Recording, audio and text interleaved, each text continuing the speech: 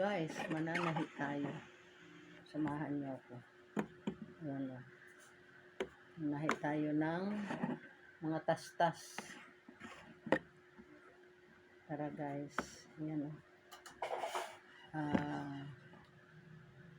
Ayan o natin. Sinit up natin dito o. Ayan o. Pag dito, ayan, sigsag yan. Ayan, naka-point. Ayan siya o. Sigsag siya o. So guys, tara. Mag-ano tayo. Nakikita yung aking ano. Nakikita yung butas ng kisami ko. Ano nga yan? Sige. Tingnan nyo na lang aking kisaming butas. Ayan na. Para may makasama lang ako.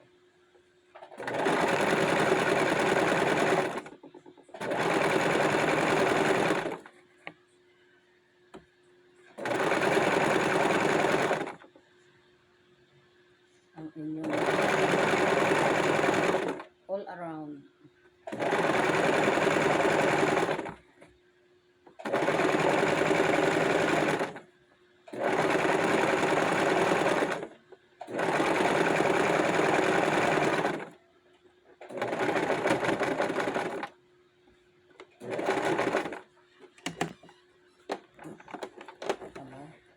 Madali lang ang ano, pagka may automatic kang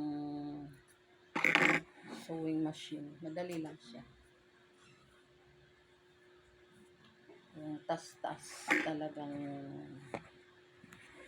sandali mo lang ano mo siya, mabalik sa dati. Ayan, wala na. So, dito naman tayo sa damit ng anak ko. Ito na lang. Pwede na to. Kasi guys, oh, wasak na rin. Kasi,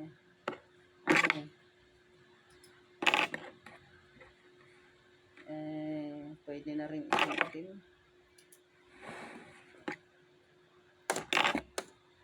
I-turn on natin siya sa regular na tahi. So guys, oh.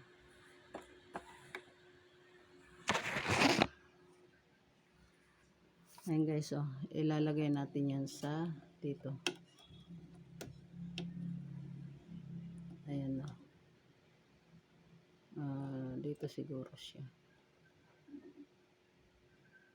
Ito to. Ito. Regular na tahi yan. Ano na nga makita nyo yung butas ng aking kisame. Ito guys, oh.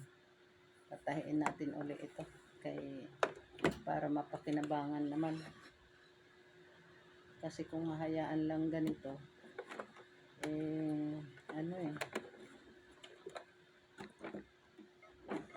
talagang hindi sila marunong magtahi ng kamay. So, pinabuti ko talaga na bumili na lang ng automatic sewing machine. Kasi ako rin, nahihirapan din ako manahi. Gawa ng ano na rin yung kamay ko. Hindi na okay. Baga palinghan.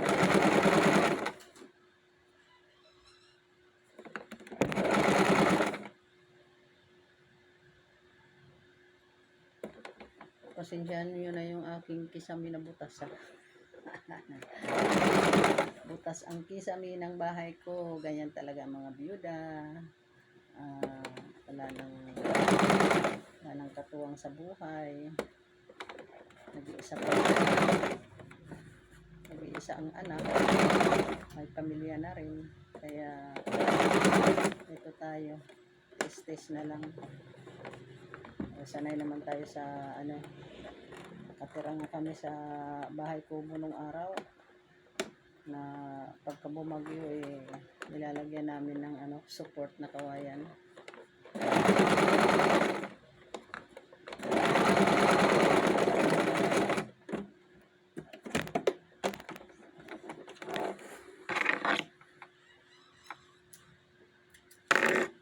Ito na guys, oh. Ayan, wala nang butas ha. Ayan na, oh. Pakinabang na yan. So, dito naman tayo sa laglaran. Thank you guys siguro. Kasi, ano na. Ito naman tayo. Bagay pang ano lang naman to. Pambahay na lang naman to. Kaya, pwede nang kahit na ano na lang na kahit pwede na to. Sigsag naman natin. Sigsag natin kasi sa ano eh, sa may bandang laglaran.